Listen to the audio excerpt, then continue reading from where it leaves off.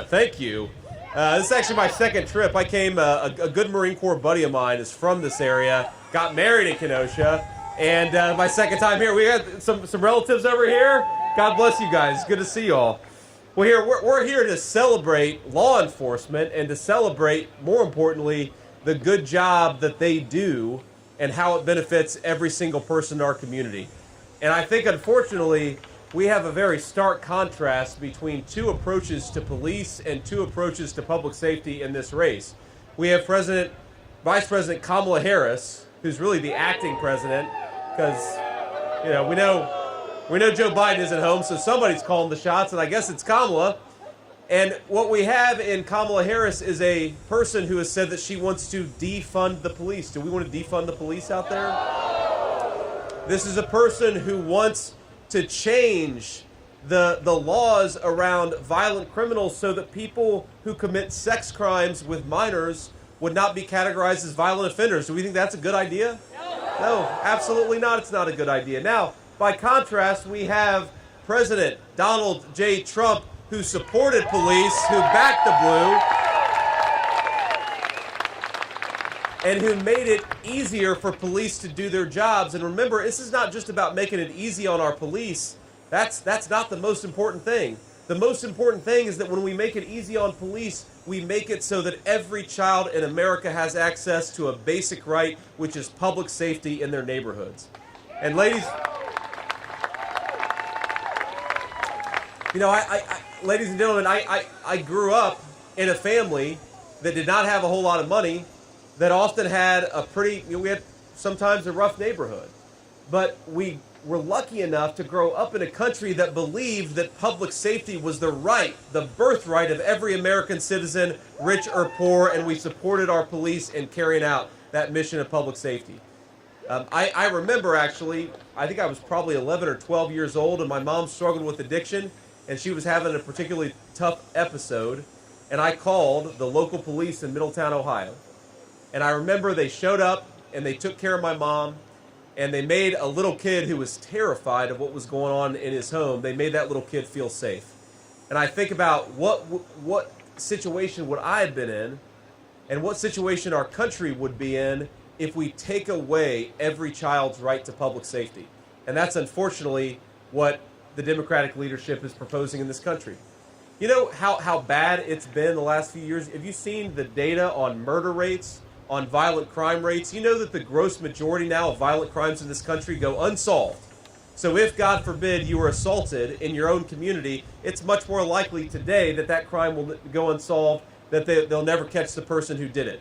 That is because of the leadership of our vice president. Now she wants to be promoted to President of the United States, and I think we're all going to say absolutely not. Kamala Harris, we're going to fire Kamala Harris in November, and we're going to bring back Donald J. Trump.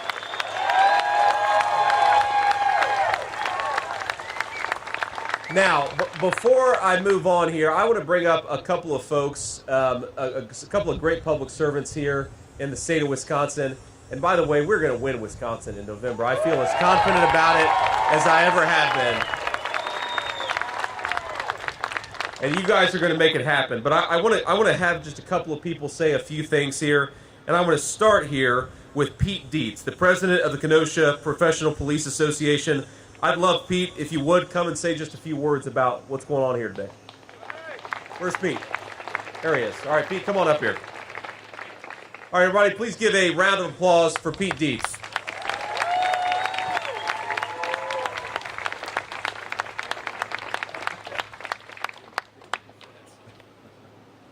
Well, I'm not going to give my speech again.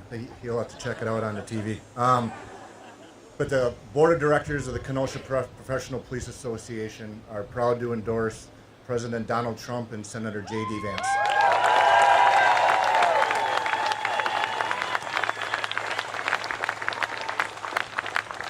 When Pete walked up here, he said, "I just saw you in Milwaukee," and I said, "Yeah, I remember that. I basically live in Wisconsin now. I don't know if you guys figured that out. So you'll be seeing a lot. You'll be seeing a lot of me over the next few months. But Pete, thank you so much for your support. I'd like to have. We'll see about that, sir. I'd like to call up Congressman Brian Stiles. Congressman Brian, where are you at? Out there. There we are.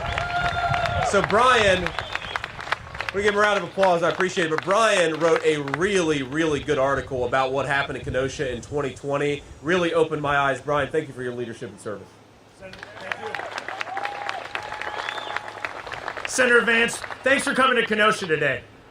As we talked about earlier, the importance of standing with the men and women of law enforcement could not be more important than when we're standing here in the city of Kenosha. As we saw 4 years ago this week, what happens when elected leaders refuse to stand with the men and women of law enforcement? And we saw in great contrast what happens when leaders like President Trump answer the call and stand with the men and women of law enforcement and bring public safety to our community, right? And as we look around, I think it's really important that we say thank you once again to all the men and women of law enforcement from the Kenosha Police Department, Kenosha Sheriff's Department, and other law enforcement agencies that are with us here today. Because President Trump, because JD Vance, because we back the badge. Senator Vance, thanks for coming to Wisconsin. We still have time to make you a Packers fan. Thank you. God bless. God bless America.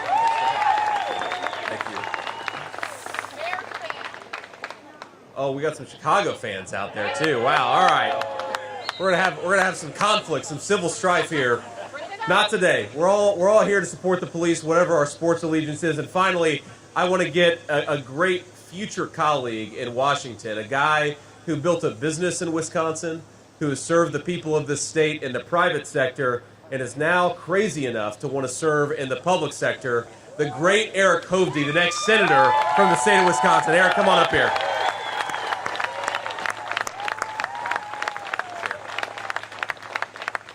Well, as I walk through, Kamala Harris has failed at every single role that she played, from state AG or DA for San Francisco, or as senator pushing the dumbest idea, defund the police. And now as vice president and opening our southern border. Look, as I said, we all want to live in safe communities. And you could not get a more distinct difference between these two sides. The radical, leftist, Kamala Harris, Governor Walz, and Senator Tammy Baldwin, or President Trump, JD Vance, and Eric Hovde. And we are going to back law enforcement. And let me tell you, anybody that doesn't, my wife has a great line. Walk a day in their shoes. They go out every day to defend our communities, defend you, put risk of their own personal safety. So walk a day in their shoes. I support law enforcement. President Trump, JD Vance will always have your back. And we will never incorporate such a crazy idea as defund the police. So let's restore our safety, bring back this wonderful country, and thank you, Vice President, soon to be Vice President Vance.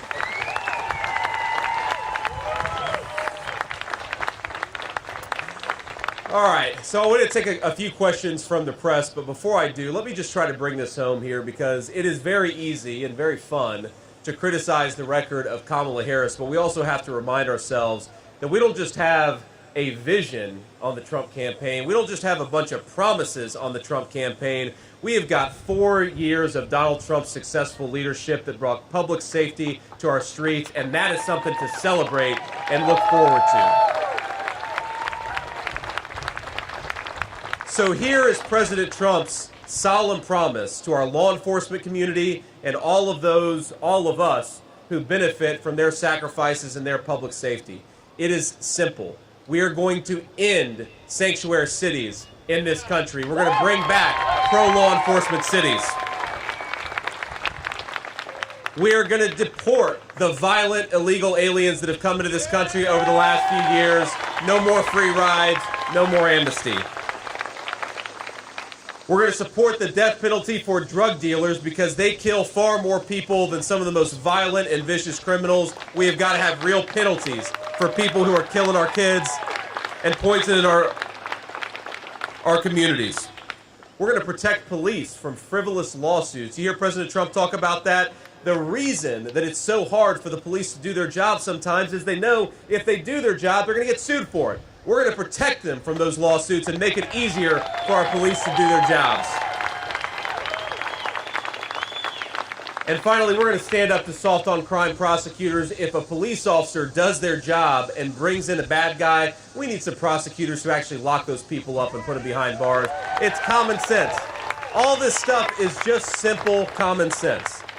Now, we know what happens when we don't have leadership who support our law enforcement. We saw it in Kenosha just a few years ago. You all know this better than I do, that 4 years ago, Kenosha had terrible riots after a police shooting. And who was it? Who was the president of the United States that promised that he would send in law enforcement if asked? That was Donald Trump. Who was it that pacified the streets of Wisconsin and ensured that those riots didn't spiral out of control and burn down the entire city? That was President Donald J. Trump. And of course, we know the governor didn't initially want the support from President Trump, but after a couple days of those riots, he relented and did the smart thing and allowed President Trump to send federal support. Without that, I really think that Kenosha would still be recovering from those terrible riots today. But today, look, we're in a beautiful place, and it's a beautiful town, and we can thank President Trump's leadership and also the law enforcement who did their jobs and did it well. God bless you guys. Thank you so much. Now, I will always have the back of law enforcement. Let's bring up our reporters here to ask some questions. I will always have the backs of law enforcement. I will always support our police officers because I know what it's like, again, to be a kid who can't even believe and can't even rely on public safety. I want every single child in this country, whether they're rich or poor, whether they grow up on the right side of the tracks or the wrong side of the tracks, every child deserves to have public safety, and that's what we're going to do when Donald J. Trump is president. God bless you guys. Thank you all for coming out. Semper Fi, thank you to these great public servants. Let's get Eric Hovde across the finish line, and let's make this country great again. God bless you guys. And what I'll do here is I'd love to start out. Thank you, ma'am.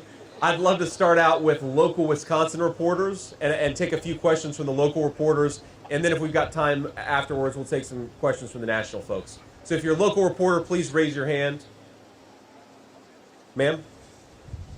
Hi, Senator. Thank you for your time. It's Mary Jo Ola with TMJ4 News here in Milwaukee. You were just in Milwaukee a few days ago, now in Kenosha. Can you just talk about how much of a priority Wisconsin is to the Trump campaign and where you headed next in Wisconsin? Well, look, I just like Wisconsin a lot, right? So I'm going to spend a lot of time with you fine people. But obviously, politically, Wisconsin may be very well the most important state in the country come November. And we believe that. We know that. All the polling says it. But most of all, you feel it on the ground. Look, Wisconsin is a state that I think has really suffered from two failures of the Kamala Harris presidency, vice presidency. The first is Wisconsin is a great and proud manufacturing state with a lot of skilled craftsmen and a lot of people who work with their own hands, make things with their own hands, and they know that with Kamala Harris's policies that raise the cost of energy, you're shipping a lot of good manufacturing jobs off to China. President Trump and I believe we ought to keep those manufacturing jobs right here in Wisconsin. Let's do it with Wisconsin workers, and let's produce prosperity for the whole country. And the second thing is, you saw it with the riots in Kenosha in the summer of 2020. Wisconsin has suffered when you don't have good, smart, pro-public safety leadership. And that's what Donald Trump and I want to bring back to the White House is back in the blue, supporting our police officers and making sure that public safety is the birthright of every American citizen. I think that message, that shared economic and public safety message, is going to bring Wisconsin home to Republicans in 2024, and it's going to make Donald Trump the President of the United States again. So yes, it's very important.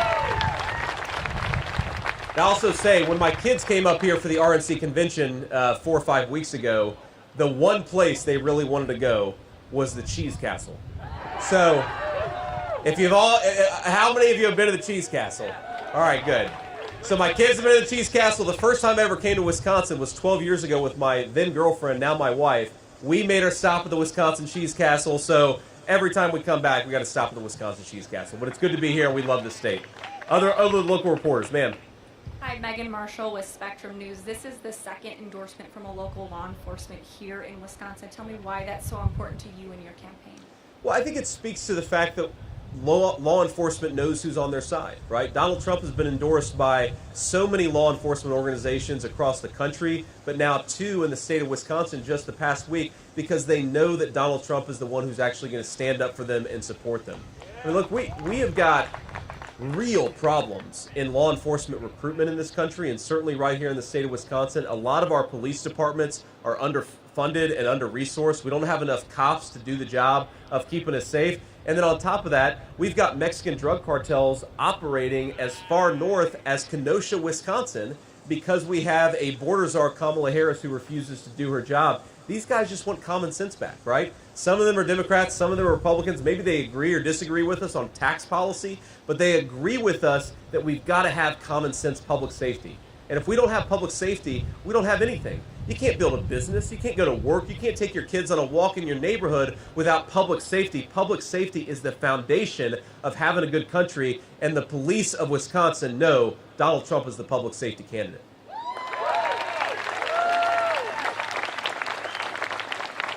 A few more locals, ma'am. Yes. Yeah, I'm Hannah Hilliard with Channel 12 from up in Milwaukee. Obviously, there is a big event happening not too far away from here over in Chicago. Did you catch any of the DNC tonight, or last night? If you did, what were your immediate thoughts? Well, my immediate thoughts were all the people booing. I agree with them. That was my response to it, was boo. I watched little bits and pieces of it. We were out campaigning yesterday, so I got home to Cincinnati a little on the later side yesterday, so I watched some of it. I will say just the contrast between the public safety policies of Kamala Harris and Donald Trump is really striking. And it's almost a joke to me that they held it in Chicago, which has become the murder capital of the United States of America thanks to very failed Democrat leadership. I mean, I believe last weekend in the city of Chicago, you had something like 40 shootings and 17 people who lost their lives. That is something that we would not accept in a third world country, much less in one of our beautiful, great American cities like Chicago. And my little theory about why they decided to have the convention in Chicago is, Tim Walz has been going around saying that he served in war, and maybe they did it in Chicago so that he could actually accurately say that he visited a combat zone. Because Chicago, I mean, look, Chicago has violent crime statistics that actually mirror, again, third world, highly violent countries. Again, public safety is the birthright of every citizen in this country. Poor or rich, black or white, nobody should be growing up in a community where you have a murder rate like that. And I think it is a good contrast between the policies of Kamala Harris that promote violent crime and the criminals who do it, and the policies of Donald J. Trump who promote peace, who promote prosperity, and want to throw the violent criminals behind bars. That's what Donald J. Trump wants to do, and I share that. What? Anybody else here? Ma'am? Yeah, go ahead. Hi, this is Hey. Stephanie Quirk with Fox 6 News in Milwaukee. Kind of going off the DNC, Vice President Kamala Harris is paying a visit to Milwaukee tonight, holding a rally. Do you have any response to that? No response. Look, I mean, Kamala Harris is going to run the campaign that she runs. I would say that I wish that she would do what I'm doing right now, which is talk to the media and actually answer some tough questions.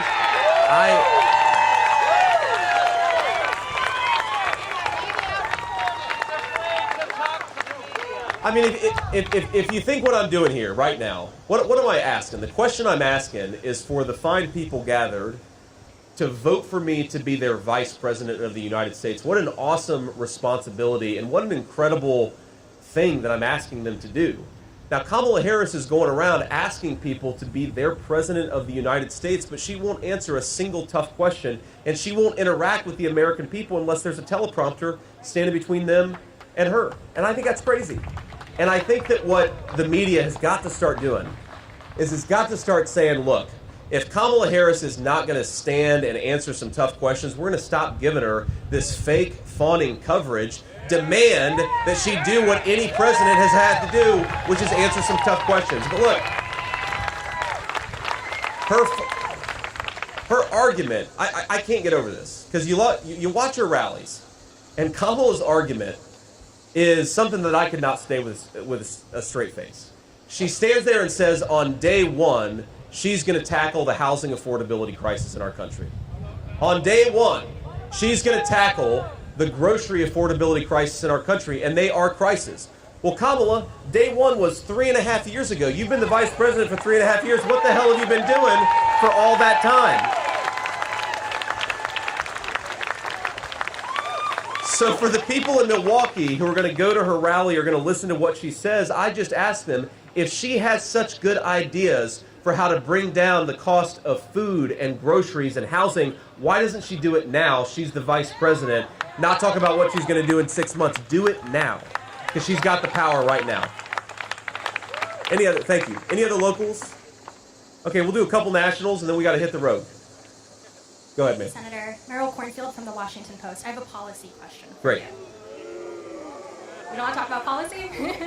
So my question is, before you were in the Senate, there was the vote on the Violence Against Women Act. And one of the hiccups with negotiating that bill was, should people who are convicted of stalking be able to possess firearms? What do you think about that? Well, look, I think that we certainly don't want violent criminals to have access to weapons. And that includes people, I think, who have been convicted of stalking. But I think it's important to say convicted. And what a lot of those of us who are pro-Second Amendment, what we don't want is, we don't want somebody to have their gun rights taken away when they haven't actually been in a court of law, right? Whether it's a First Amendment right, a Second Amendment right, any right, you are entitled to due process in this country. And so the criticisms that I've seen of that are not that certainly people who are convicted of a crime, they should not be able to carry a firearm. But people who have not gone through due process, they still have their rights, whether First Amendment, Second Amendment, whether walking around liberty or other rights. And I think that's an important distinction here between our approach and the Democrats' approach. We don't believe in the Republican Party that you should take people's rights away unless they've gone through a court of law. Hi, Senator. Kip Maher, CNN. I know Donald Trump has been reporting. She's one of the good CNN reporters. There's like two of them. She's okay. Back to my question. So Donald Trump has enlisted the help of Tulsi Gabbard to prep for his debate. I'd like to know how you were prepping for a debate with Tim Walz, who has described himself as a bad debater. Who's helping you, and how are you prepping? Well, I found a good friend from back home who embellishes and lies a lot, and I'm having him stand in for Tim Walz. That's what we're doing during our debate.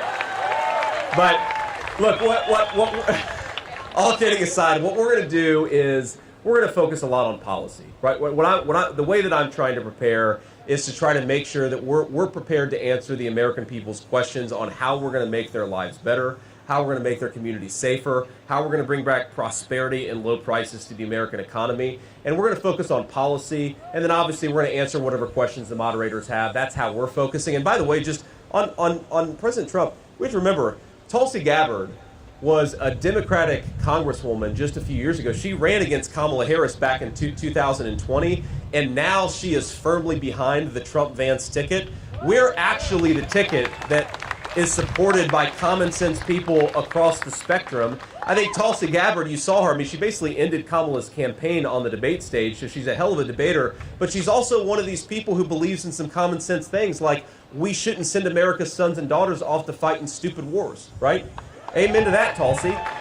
And I think it's really telling that the campaign that has brought a lot of Democrats and Republicans and independents together, it's the campaign of Donald J. Trump.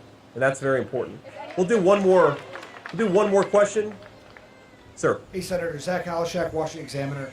I had a question. Last year, you got a lot of attention for visiting striking UAW members in Ohio.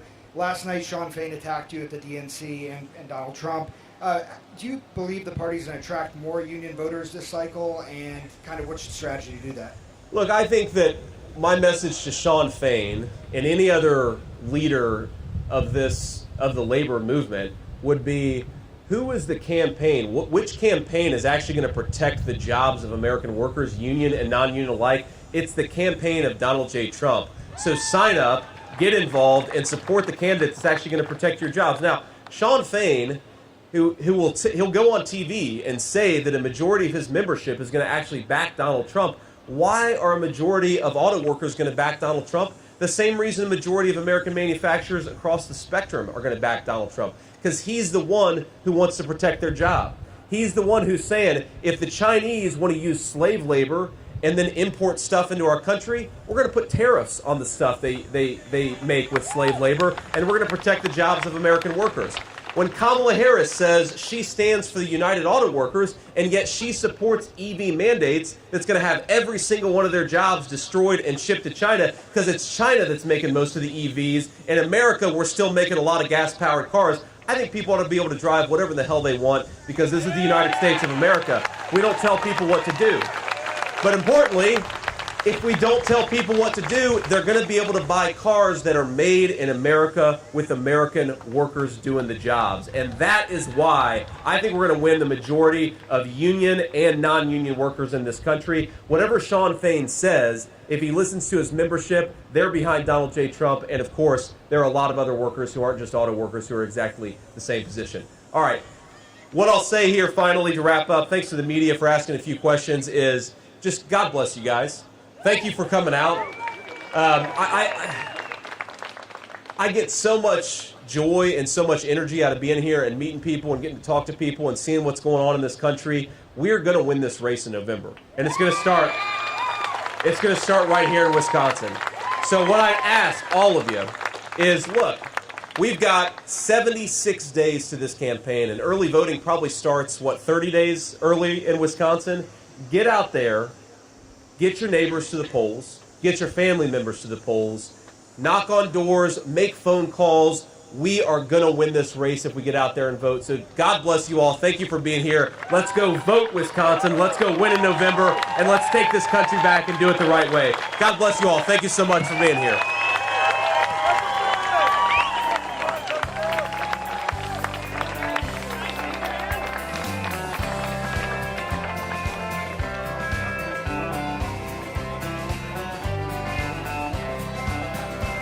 Why don't we liberate these United States? We're the ones who need it worst.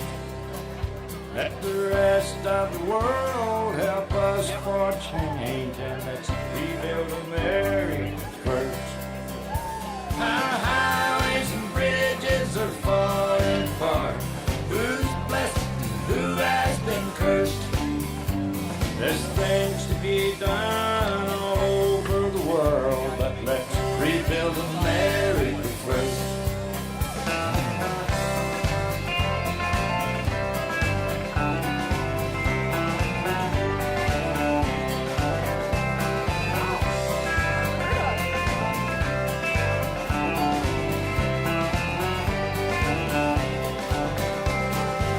Who's on the hill and who's watching the valley?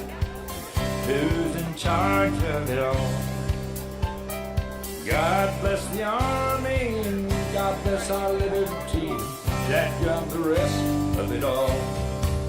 Yeah, men in position are backing away. Freedom is stuck in reverse. Let's get out of Iraq, get back on the track, and let's rebuild America first.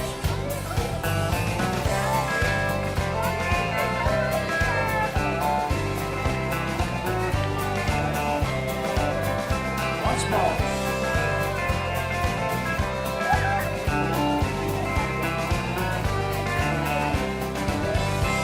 Why don't we liberate these United States? We're the ones who need it the most.